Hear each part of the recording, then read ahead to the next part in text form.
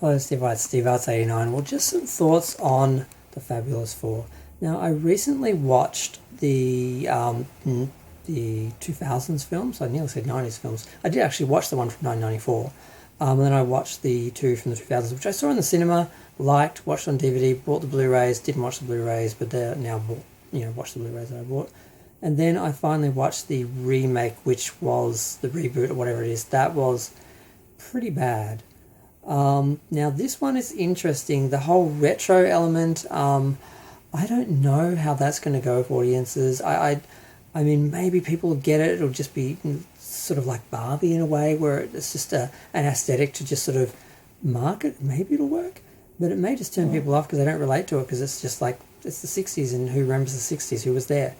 So I'm not sure about that. And the thing that worried me was I heard someone saying that this is their big film. This is Marvel's big film. This is the one they're relying on to sort of relaunch, Marvel. And I'm like, they chose this to be the one to relaunch Marvel on, like a big sort of retro looking Fantastic Four, when Fantastic Four, because a lot of people I've heard say negative things about the Fantastic Four films. I really liked them. I don't know what people's issues are with the ones that were done in the noughties. But yeah, the other issue is that, of course, they're complaining about woke stuff, of course, because apparently Sue Storm is the leader, is the main character, and has a baby or something. So they're all crying that she's the center of everything and pushing all these feminist ideals and so forth, and that Pedro Pascal takes a back seat and everything. And I'm like, I have no idea if any of that's true, and shouldn't matter that much. But they could sacrifice the story for elements like that, or it could just work as part of the story. I have no idea, because none of us have seen the film. But yeah, what was the other thing they were concerned about? Oh, of course, the Silver Surfer is going to be a woman. I'm like, I never really saw him as a man, but I guess he was always a male figure. But does it really matter? I mean, why do it? But does it really matter? He never really, okay, I'm referring to him as a he, but he never really seemed to have a sex or a sexuality or a personality. I don't know how far they went in the comics with him.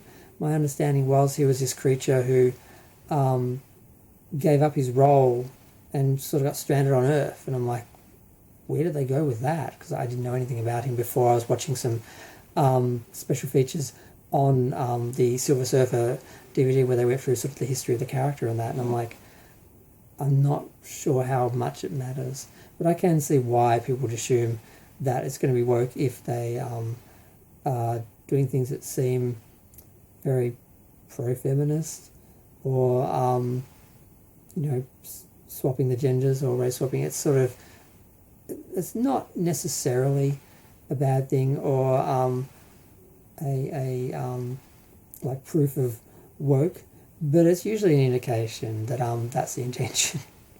And there are some extreme people who do push that and just make it unpalatable, whereas it really should just be something that is just part of the story. And so there's ways to do progressive, and some people push it too far and just really.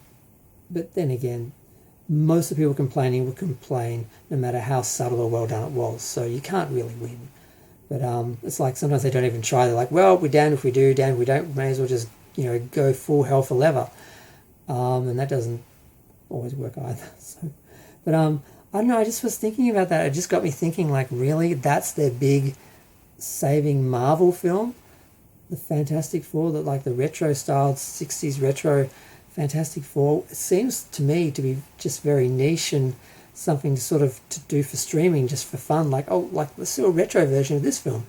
I can't see it being like the mainstream, booting up the whole universe, unless they're setting something up in the '60s that is going to be developed through films, through time, eventually to our eras. I mean, I'm maybe projecting more importance to it, but I'm not quite sure how they're going to pull it off. It just seems like a bit of a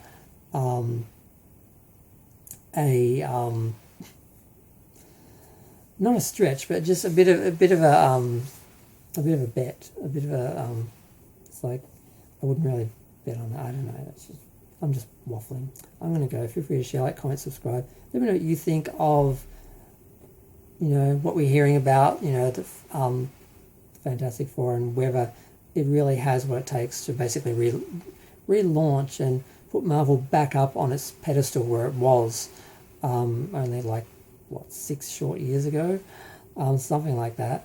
And they've just had a lot of problems. They've had a couple of hits, but a whole bunch of misses. And I'm not sure if they can ever really recapture what they built up over those 20 or 30 films in that, 15 years or so. But we'll see.